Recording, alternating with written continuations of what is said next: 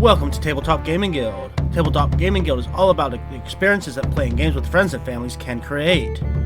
Today, Evan and myself will be playing Vagrantsong. Now, Vagrantsong is a kind of spooky themed game. It kind of has like a 1920s silly cartoon thriller, kind of similar to like maybe Vaesen crossed with Cuphead. And the main point of this game is we are trying to break the haint, is what they call the ghost, and this is haints, decreasing its break level. So that's on the right side here. So you have to do that 3 times. How do you cause it to break? That's where the haint humanity check comes in. So you have a tracker for its humanity level and its threshold. So every time you reach this threshold, it resets and you reduce your break by 1. So basically we have to give it 12 humanity, and we have to do it that 3 times. And different events will happen throughout the game to either speed this up or slow us down. Now this game is played in rounds, and a round is alternating player, haint, until all players have gone. An individual turn. The player will be able to spend their 3 coins. Player has their own unique 3 coins. And you can spend them however you want among the basic actions and skills. So if you look at your board, you have 5 basic actions and 2 skills. And Evan's character has a junk, which is like a permanent skill, like a passive ability. Each character also has some text on the board, which are generally passive abilities. He can hold 2 junks, where most people can only hold 1. You can put any number of coins you want on an action, and that doesn't necessarily mean you're taking that action multiple times. It generally increases the effectiveness of that action. So, possible action. For Evan's example, his base movement is 2, so for every coin he puts on there is 2 movement. Movement you can break up however you want, so you can use part of it, take a different action, then use the rest of it. His next possible action is Rummage. Now, for Rummage, you get to draw from the bindle, and you get little Rummage tokens, and each token has its own effect, which is on this board. And they're basically useful tools throughout the game. So, the number next to your Rummage is how many tokens you can hold at one time. But whenever you do Rummage, you draw 1 token for each coin that you place there, but you only get to keep 1 either way.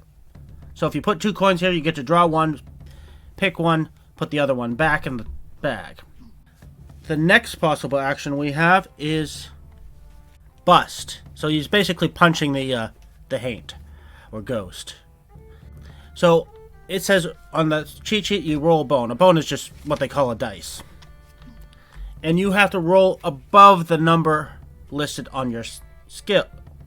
So in this case you have to roll a 6 plus. So you're not really good at punching things. And that's on a 6-sided die, so... My character looks too friendly to be punching. Right.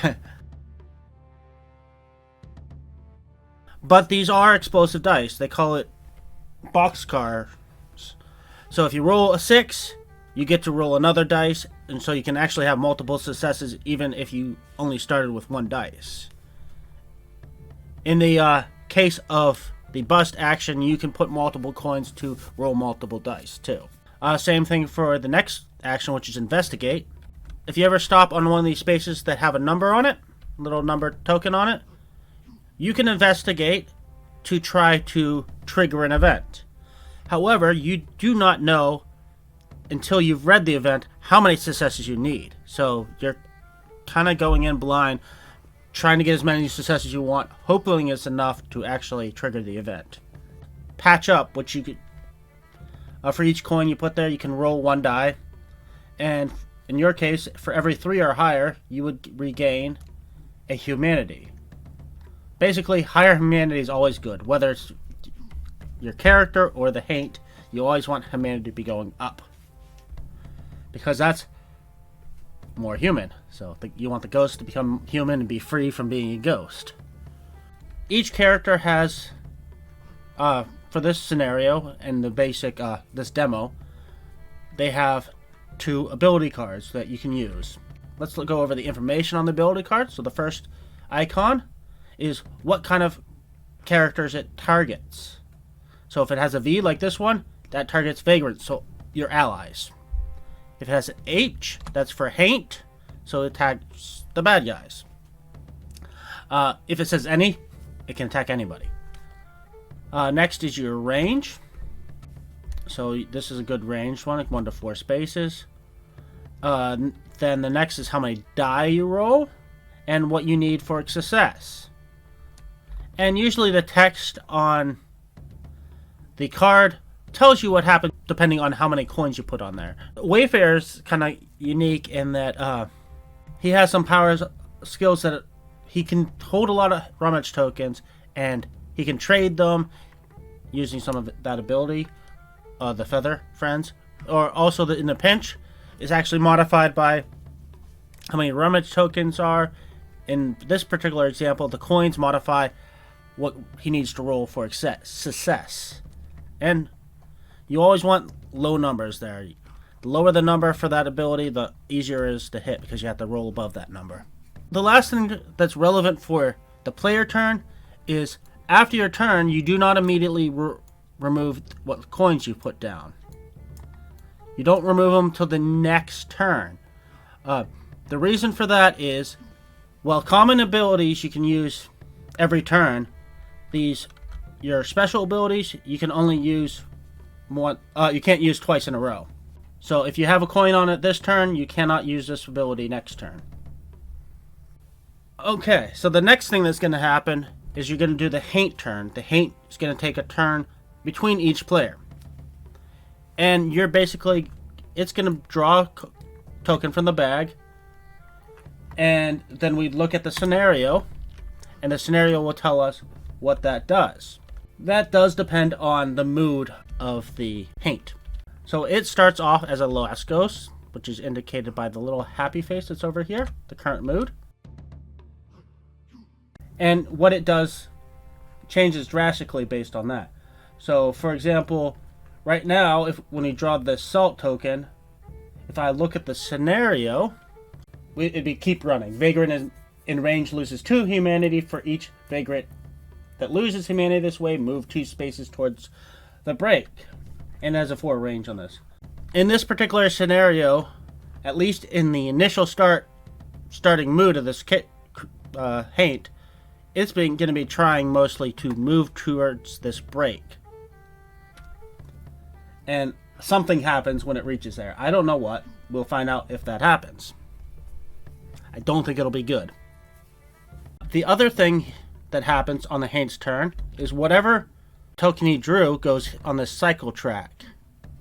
And the number beside that icon, so the salt icon, means we can have 3 salt on the cycle track before all the salt cycle, go back in the bag, and something bad happens that I'd have to go to the scenario page to find out.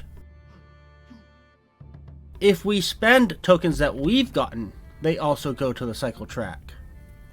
And again, beside your player board is what those tokens do if you use them. And they're all pretty good, but you have to factor in it might trigger the haint to do something nasty. So we got to be careful what we use. Yeah. The general rule of this game, and it's one of the first things it says in the rule book, is when in doubt, do the worst thing possible for your characters. So the haunt is the enemy. It's gonna do things in the worst way possible for us. There's a couple other minor rules for example, if the haint moves into our space, we draw a haunt. In this particular scenario, if he goes onto the same space as us at any point, we just lose 1 humanity. This is the first scenario, so I think they're taking it a little easier on us. Haints can also move through obstacles like these boxes where we cannot. We have to go around them. If it becomes relevant, which I'm probably will at some point. The cars are divided by colors. If you notice, it's split between the two cars. So if you're in the dark grayish spot, it's in the car to the left. If you're in the red spot, you're in the car to the right. If anything refers to the edge of the board, it's referring to these wooden planks. If you're in these connector spots, there is no edge of the board relative to you. There are also rituals that we don't know what they do until we do them. So, if you read through these, there are various scenario-specific events we could trigger that are generally good for us. Like the first ritual is First Blood, first person to take a wound, so basically their humanity goes to 0. That would trigger. What happens if our humanity goes to 0? That's where Evan actually has an advantage. So, when the humanity goes to 0, you get wounded, which just means you flip one of your cards. Since Evan starts with a junk card, he can choose to flip that, or he can flip one of his ability cards. And then you reset to full health. You are considered westward bound, aka dead, if you have nothing left to flip. If you go back down to 0 and you flipped everything. Hopefully that won't happen. Leave it to us. We'll do it. Seances, we don't have a seance. Generally, we can get them like between games. There's a camp phase between games where you can spend money to get better abilities, to earn seances, to get items and whatnot. So if you're playing the campaign, you're basically leveling up your characters, but wounds do not automatically heal between rounds. So hopefully you're leveling up faster than you get beaten up. Okay, game ends. We win if the haint is totally broken. Defeat is if everybody's westward bound. Typically, but some scenarios may change that. So in this one, we want to stop them from getting over here, right? Over to the... Yes. I didn't tell you too much about the theme of the game, but basically it's, okay, we're hobos that got on a train. We were all helped on the train by a mysterious hand that we haven't seen again. We've never seen each other before, although we supposedly got on at the same time, though we all came from different places. The first thing we do is read the first event. Awfully dark in here, but at least it's quiet. Doesn't look like you were the only group to hop on, after all. Maybe it's time to introduce yourself. Move the turning faces 2 spaces towards right side. And it reminds us the hate can move onto terrain, but not vagrants. So he can actually move 2 spaces straight through this box that would be blocking our path. Okay, so what am I going to do? I have the Curse Bearer. So once per turn after I'm haunted, I can give the haint a humanity. So it's actually somewhat good for it to hit me. I have to move. I have a move of 3. So I could actually go and hit it pretty quick this turn. Yeah, I think I'm going to try doing that. I'm just going to be aggressive. Put 2 on movement, and then go hit it. So I can move 6 spots. Well, that sounds like a terrible thing, so, that's a good idea, right? Yeah. Now, diagonal is irrelevant in this game. You're never doing anything diagonal. Everything's orthogonal. 6. So I am then gonna roll for this ability. Old Knife, Strange Blade. I can reduce the skill success value by 2 if I've moved this turn, so I only have to roll a 3 or higher. I am rolling 2 dice. Okay, so I got 2 success, so I give it to humanity. So its humanity goes up to 2. And that is my turn. Next, we take the haint turn, in which case they draw from the bindle. Let's shuffle this bindle a little bit and draw. So salt. What did I say they did for salt? Okay, we are still on Lost for its mood. Vagrant in range loses 2 humanity for each vagrant that loses humanity this way. Move towards the break. So I lose 2 humanity because I am within a range of 4. You are not within a range of 4, so you are fine. And it moves 2 spaces towards break. That did not. Whoops. That did not turn out too well. And that salt token, wherever it went, where did I put that salt token? Oh, here. Goes on the cycle track. And now would be Evan's turn. Alright, so it looks like most of my success coming here, I'm going to need to rummage. I mean, that just seems like key for me, right? Yeah, I mean, it ups your abilities. You can maybe get some good stuff.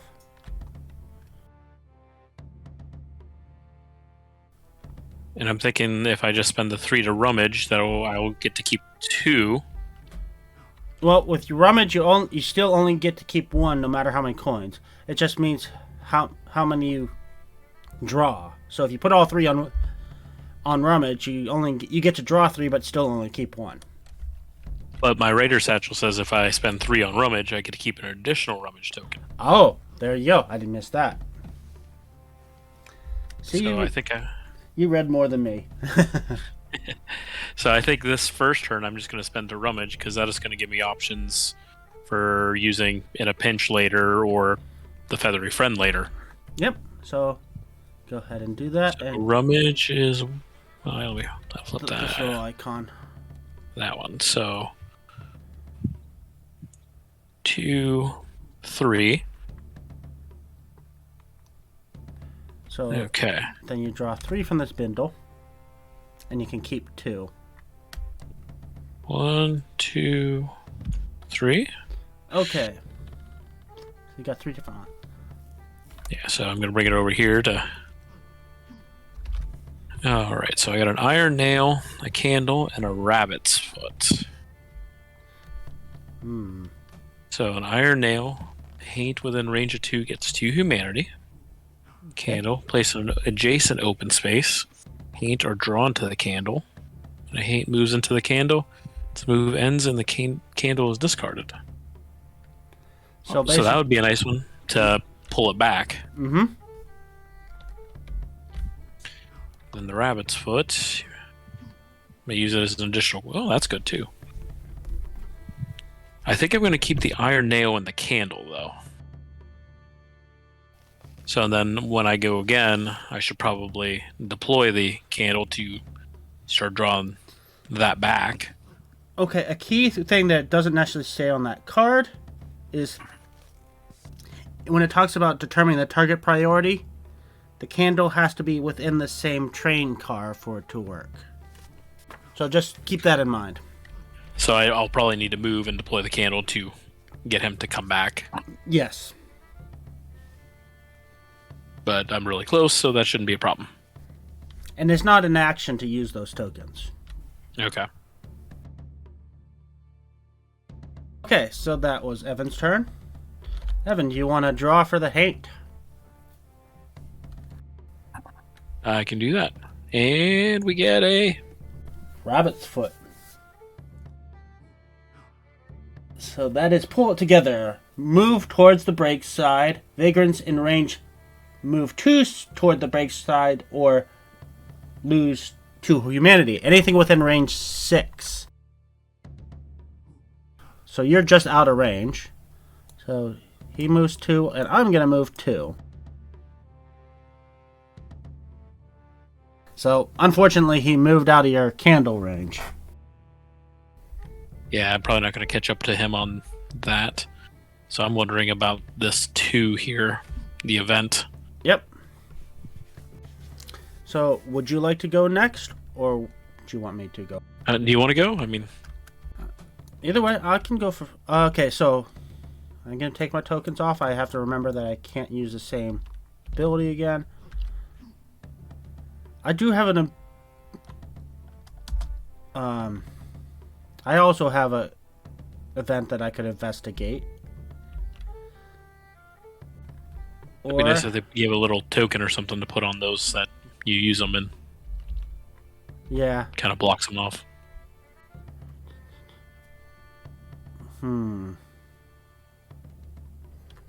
Yeah, I think I will try to do...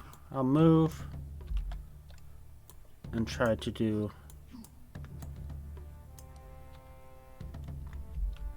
the event. Okay, so my movement is going to be... I'm just going to go... And I'll still have one movement left. Then I'm rolling 2 dice to try to investigate this event. So... Oh, I should have wrote... I forgot something already. When I hit the haint, I rolled a 6, so I should have rolled one more die. And I would have got one more hit. Oh yeah, the exploding die. Yep. So in this case, I'm still investigating with 2 dice.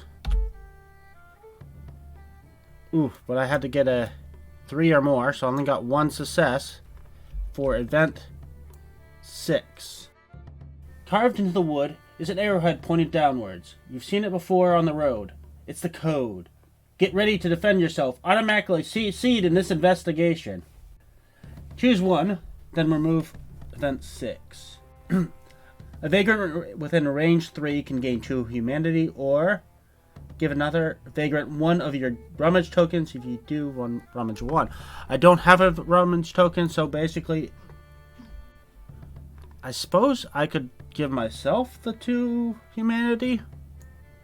That would make sense since you took damage last time. Yeah. So event 6 comes off the board. Will there be more events that'll come in later, or? I believe so. There's one on the event round track too. Want to get to... Oh, we're on round 2, by the way. Get to round 3. Oh, I didn't even see that over there. There's a couple on the break track too. Oh, I didn't see those. Okay. I drew another one, another salt, which we can have 3 of. Let's put it like just below so we can still see the... That makes sense. Okay, once again, salt. I think is really bad for the...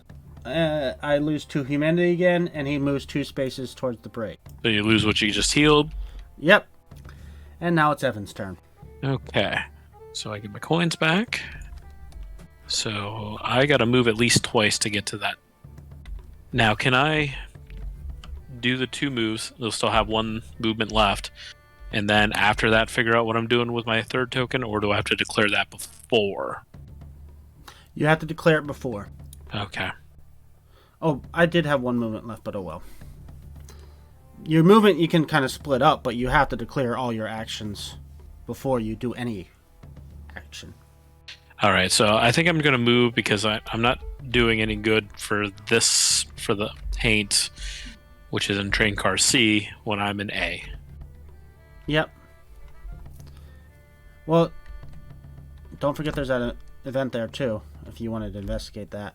Yeah, so I got 6 movements, so I'm going to go to... Oh wait, I got to investigate it in order to... Yep. So I will move twice. Still have a movement left.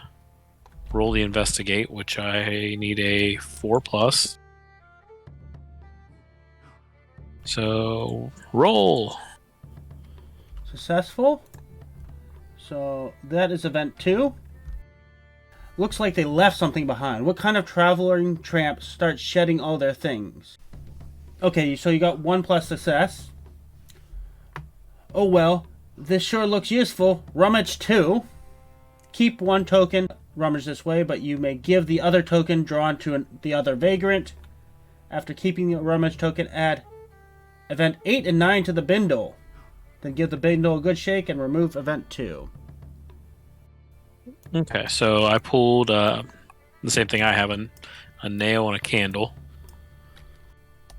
I probably should have the candle since I'm closer, and I can actually use it on the haint.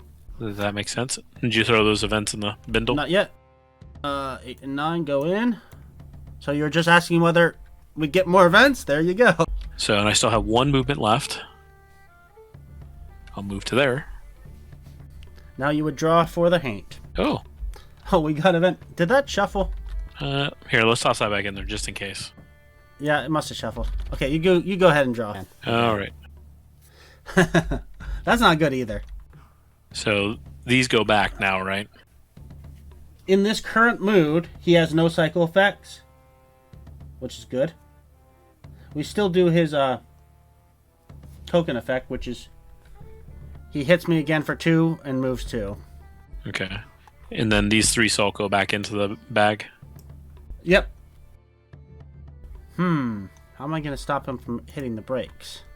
Well, if you put the candle out, it's going to stop him from moving that way. True. I was just debating whether I want to put the candle... What do I want to do after I put the candle down? I could move 2 and hit him again. And just leave the candle where I am so he moves towards the candle sort of away from me.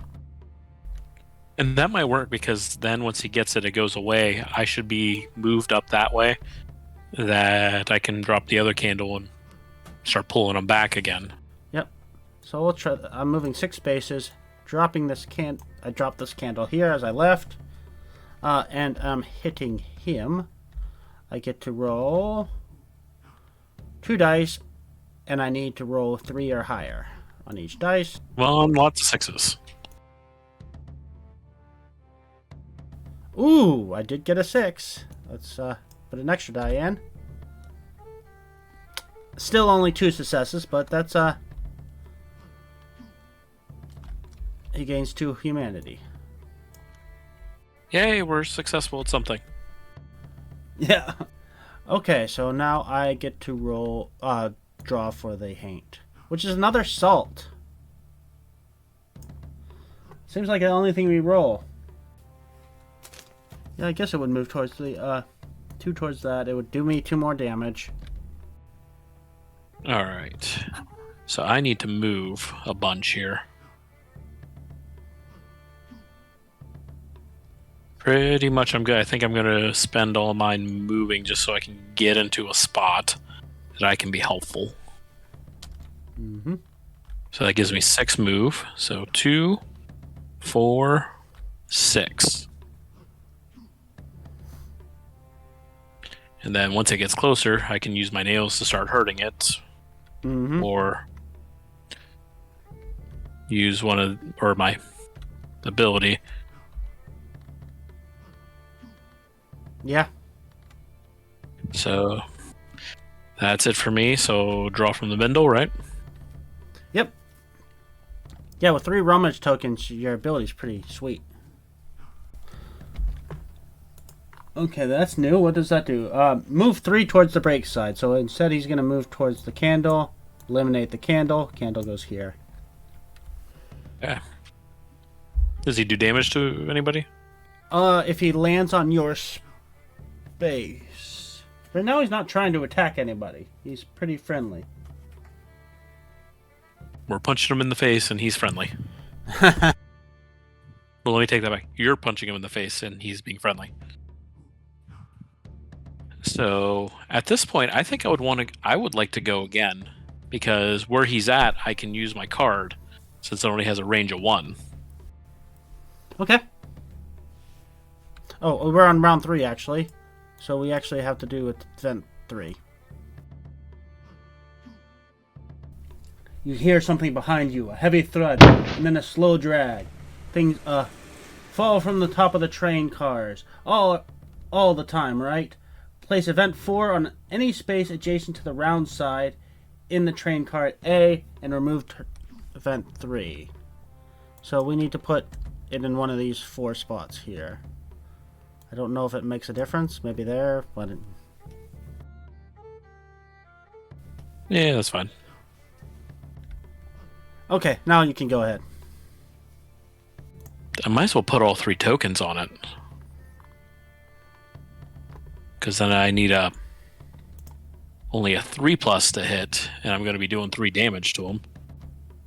Yeah, you roll 2 dice. Okay. Double 6s. Hey, 2 5s work. So 6 damage. That seems pretty awesome. I like that. Yeah, it goes up to 11. And then, well, the question is, should I use my nails too at all? Because that's 2 damage to him. And that'll break him. Yeah, that would break him. We would see the 1 extra damage doesn't count. As soon as he hits that, it resets, and we do that. So we'd lose that 1 damage, but I think it's still probably worth it. See what the break does.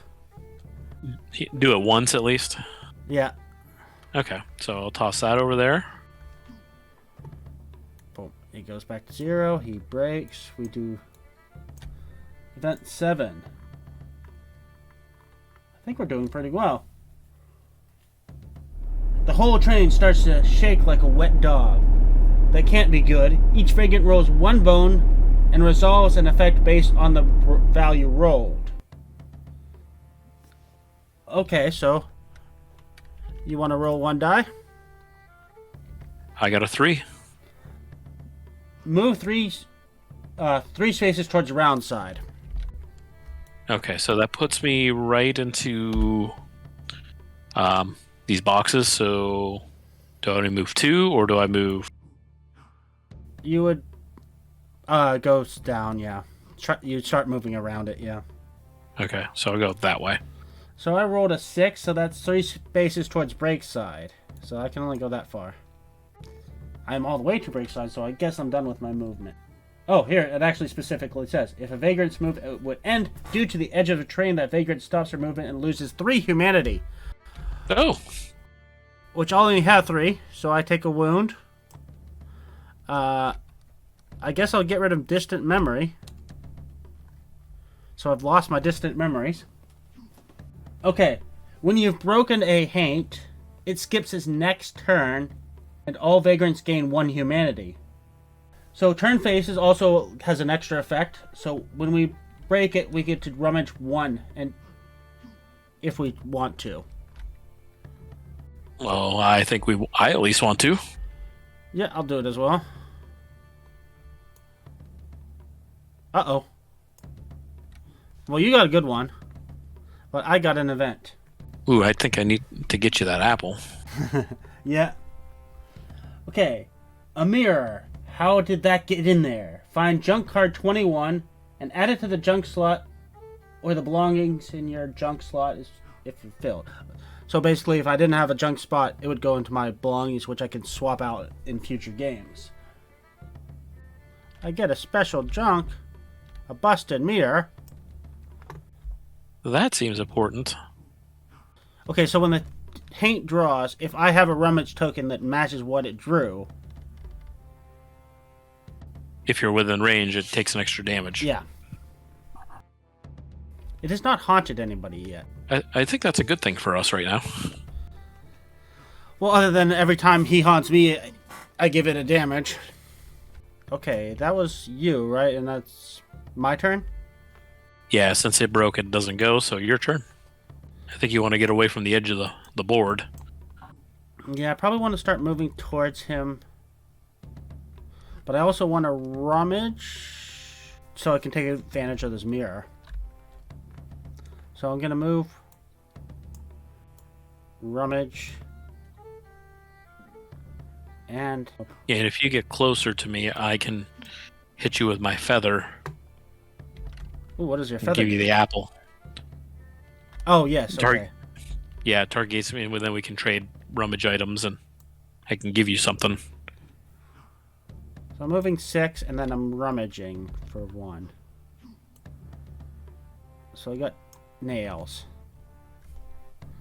Okay, so now we actually do the haint's turn. And I drew another salt. There must be a lot of salt in that. Or just terrible at drawing. So I take 2 damage. Oh, but I take another damage for it haunting me. Because it moved through me. But that gives it a damage. Or humanity.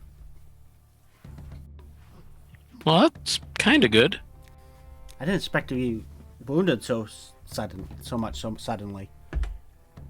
So I'm going to move 2, and then I'm going to use the feathery friend. So 1, 2, 3, 4. And then we're right next to each other. Mm-hmm. So I could roll 2 die. Now, does that mean you get 2 humanity? So I got 2 successes. Humanity equal to the number of the coins, so I don't think the number of successes actually increases that. Huh. So the number of die is just giving you an extra chance of getting successes. Yeah. Okay. So, well, you get a humanity. Yep. And then, what do you have? I have nails, but I could use an apple. Well, I'm going to give you the apple regardless. And you can use it right away, it says. Yep. I already have nails, so I'm not too worried about that right now. So, there's another thing. Each player can only trade or use 1 token per round. That's per player, though, so I can actually use that. So I'm gonna... That heals the wound, right? That's what that does? Yeah, you to heal a wounded skill on yourself.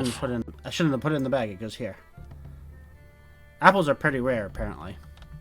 That was lucky. So now you draw for the haint. Well, actually, here, so I have a question. So I use the token here, or my feathery token, to give you that. Could I use the nails now on that? Because I didn't use the token. It was you, so I should be able to still use them, right? In the rules, it does say trading counts as using. As if you had used the token. That answers that.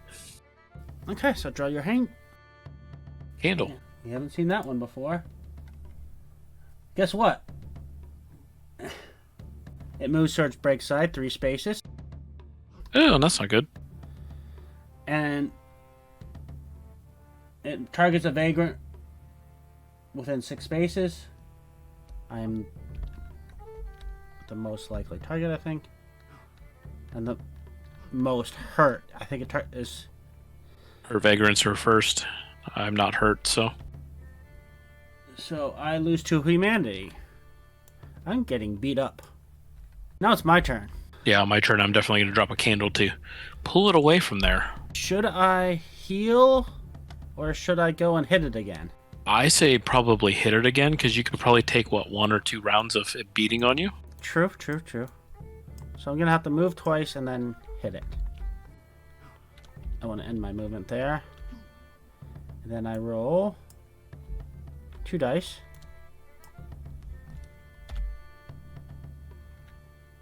Oof, I only got 1 success. So it only gains 1 humanity. Okay, so now I draw for the haint. Oh, I think we're on round 4, by the way. It drew a candle. Well, it made it to the break. Yep. And then I lose 2 humanity. So what happens when it makes it there? Is we do event 5. Can't they see there's no door here? Change the face's mood to but not alone. Then the turn face immediately performs its rabbit action on yonder. After performing the hate action, vagrants in range 2 of the turn face lose 2 humanity. So, okay, first we flip its mood. It becomes... Well, that's not a happy face. Okay, so no, it moves towards you. Move to the furthest adjacent space of the target, haunting any vagrants in the most immediate path towards... So, yeah. It sounds like here? Yep, so it's going to haunt both of us. So both of us lose 1 humanity. And it gains a humanity because of my ability. That's a little awkwardly worded, but yeah, I think we figured out what it meant. Vagrants within range 2 lose 2 humanity, so you lose 2 more humanity. Okay. And that was its turn. Well, that was bad. So at this point, actually, the rounds don't matter. Because once we reach round 6, round 7 just goes back to 1. So I don't see any relevance to the rounds anymore. Yeah, especially if there's no events or anything on them. Other than maybe keeping track of... Well, I wish it had a way of keeping track of who's gone for the round. Just in case we forget, but... Yeah, and I wonder if there's something in like one of the later scenarios that, it matters, like into like round 8 or round 9 or something. It's going to put something on there. Right. Now, do we know, is it still trying to go toward break, or is it moving elsewhere now? It is doing other things. Yeah, depending on what it's doing, that might depend on what I would like to do. It has a special now. Well, jinkies, Nathan. Vagrants in range 2 of the turn phase cannot remove spooked. Nobody's gotten a spooked yet. We'll probably find out pretty soon what spooked is. That's what that sounds like. So, if you have spooked, you want to get 2 spaces away so you can be able to remove it. Okay. But does it say which way it's moving, or is it just kind of... It depends on what we draw. It sounds like it's going to be coming after us, though. We made it unhappy. Yeah. So I think I want to rummage once, and then I think I want to hit it for a lot. Yeah. Well, I should rephrase that. Hopefully hit it for a lot. No, you're going to hit it for a lot. All right, so rummage. I need to roll... No, I don't roll. I just do it, right? Yeah. So one thing. Rabbit's foot. Basically counts as an extra action. Oh, that actually will be helpful. So I need a 4+ on 2 die. Okay. Hey, there's a 6. Yeah, roll another. So bring this over, and come on, more 6s. Oh, yeah. There you go. Roll another one. Let's turn that back to a 6. Ho-ho! Yes! Roll another. Oh. So 4 times 3, right? Take that. Wow. So it goes all the way, breaks, and resets. What happens? And we go to event 0. That was insane what you just did. I've used up all my luck. The wooden beams that make up the train car walls begin to shift and slide outwards, creating makeshift windows in the walls. But instead of seeing the wilderness or the train yard outside, all you see are bright blue faces looking in, grinning wide. From now until the end of the scenario, the first vagrant to take a turn each round loses 4 humanity. So, I guess... Yikes. We just have to break it one more time, though. 4 humanity would kill me. So this is where we have to throw everything we can at this thing and hopefully take it down. Oh, shoot. I can't use that in a pinch this next round, though. Okay. Hinge break. Skip the turn. All vagrants gain a humanity because we broke him. And we can all choose to rummage 1. Now, I'm at my rummage limit, so if I rummage, I take it and then I can throw another one away, right? Yes, I'll rummage. I rummaged an extra candle, and there's no point in having 2 of those right now. Okay. So, I will take my turn, and that will end the round. I kind of feel like I might want to heal at this point. I'm not a great healer. But I could just put everything on heal, because I'm in bad shape. Oh, wow. I only heal 1 with all those dice. Okay, go. So that's the end of... Oh, I got to draw for the hint. It draws a candle, which I think we have 3 candles there. Oh, no, we got 4, which is going to cycle. So we do the effect first. I'm going to throw those candles back in here.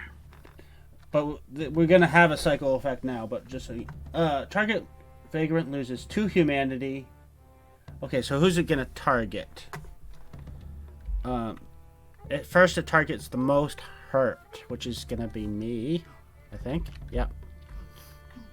So I lose 2 humanity. I'm actually within range. Yeah, it would actually move towards me. 1, 2, 3.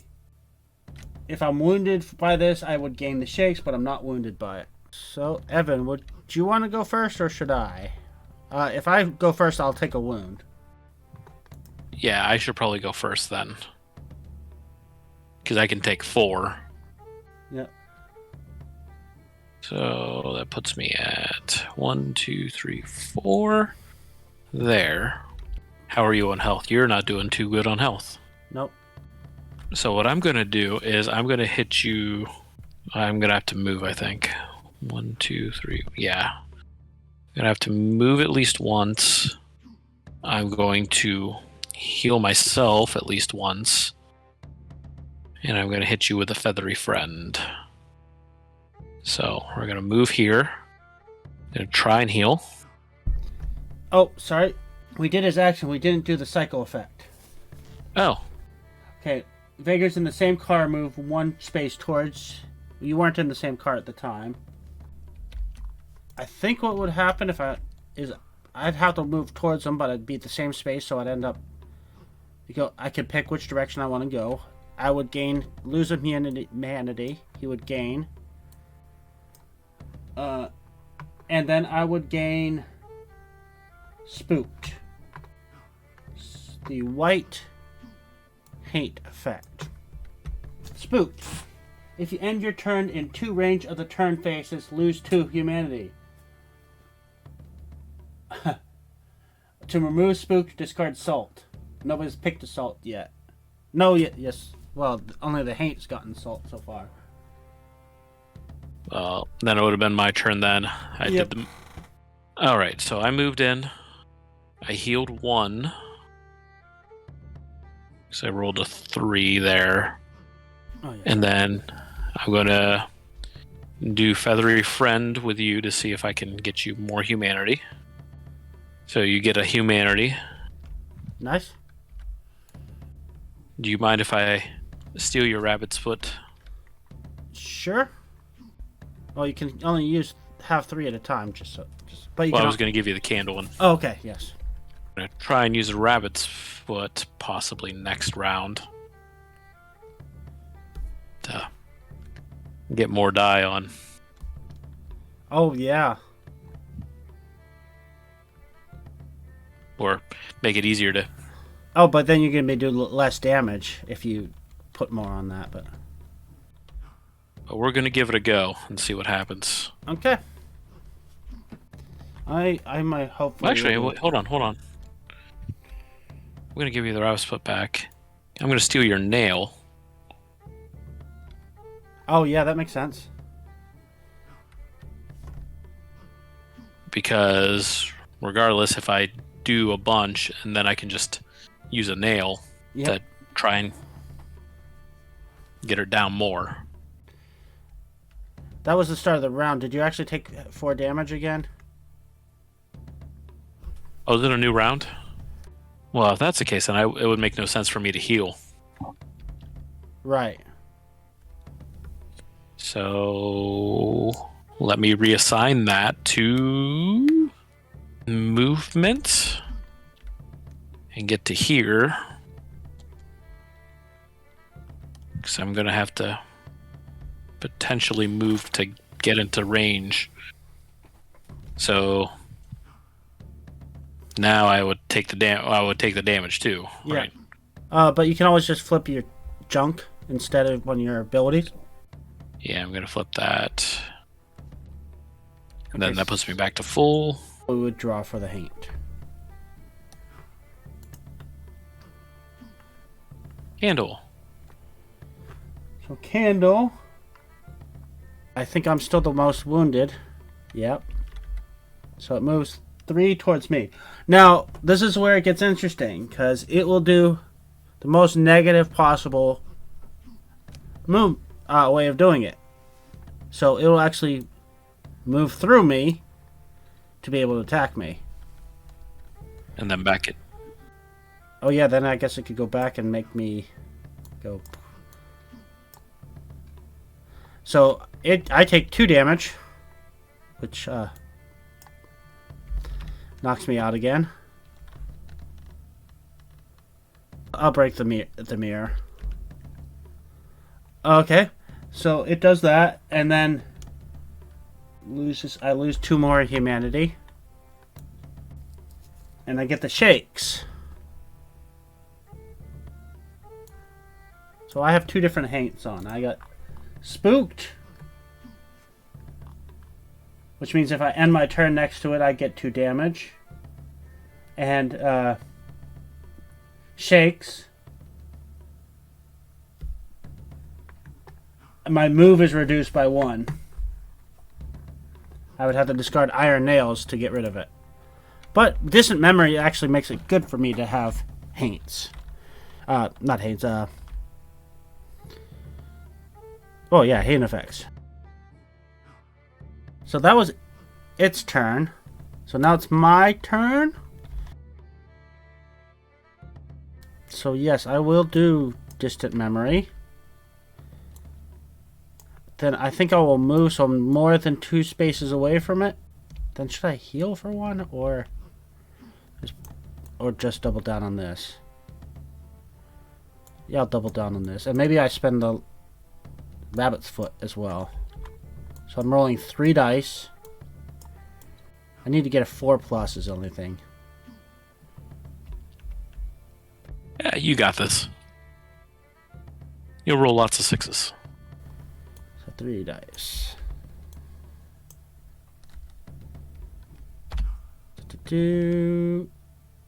I got a 6, so I get another dice. So 2 successes, but it gains 3 humanity altogether.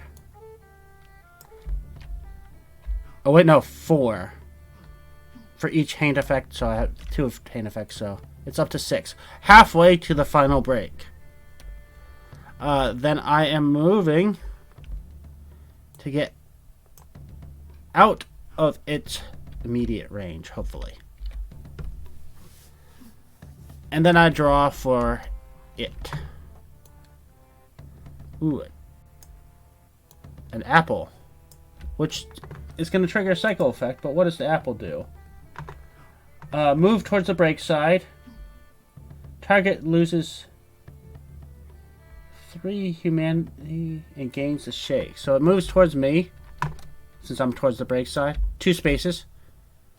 And anything, a target within 6, who actually, it would target the person. Who does it target first? No special prior. Hurt Vagrants, who's the most hurt? I got 7. Yeah. I lose 3 humanity. It does not like me. Well, you keep punching it, so. Oh, this is... Oh! Missed another thing. It should have cycled first, because I spent that rabbit's foot. Okay. Vagrant's in the same trade card. Move 1 space towards him. And anybody adjacent to... So actually, we'll have to do that twice. Move 1 space towards him. So I would end up getting 2 damage. And he'd gain 2 humanity. That actually was very fortuitous for me. Okay. And So- do I take damage? If you'd go first, you would take 4 damage. I will take damage. Okay, so I have to move at least once. Mm-hmm. I'm gonna move. And then I'm gonna dump everything else in a pinch here.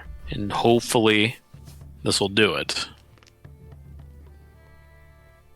I just need 1 success because then I can pop the iron nail to do the other 2. Nice. So I need a 4+ on 2 die. Ooh. Roll another die.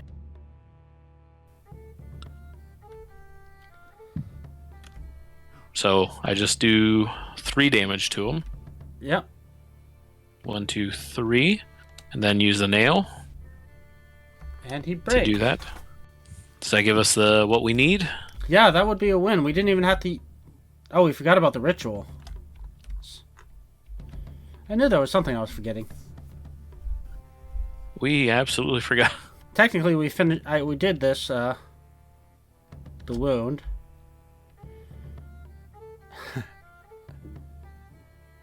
The second one never happened. Third one never happened. We could flip this just to see what should have happened. Yeah, might as well. Oh wow, that would have made it easier for us. So it would have taken 5 damage, and we would have gotten 1 coin to spend during camp phase. Since we finished, we were victorious. We read. I don't believe that the actual text in that is in this demo version. So basically, there would be a little text to go through what happened, whether you're victory or defeat. You would still read something, and you would still continue on to another scenario afterwards. We would get all our humanity back, but we would not recover wounds. We'd clean up everything. We would spend some coins. We could buy skills. We could spend money to heal wounds or fix junk. We could sell our junk. We could rummage. We could buy new junk.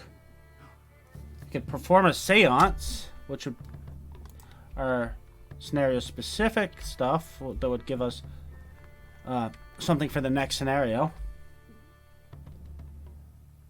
We can bank coins, which we could switch out vagrants if we want. We would witness this in-between event. So basically we'd read this before the wind. There is not much time to think between cars. A little misstep here could mean a missing leg. But thanks to those faceless things, there's more to think about than losing a limb right now. Outside, pointed pines sway against the howling wind. In the head of the train, a faint melody reaches out. A fiddle played. A fiddle player faster than lightning.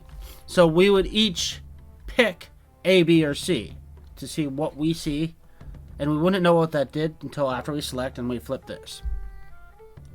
Okay. That was Vagrantsong. I've never played this before, and I've just read through the rules, and hopefully I got at least the majority of the rules right. And hopefully everybody enjoyed playing or listening or watching. Thanks, everyone. Have a good night.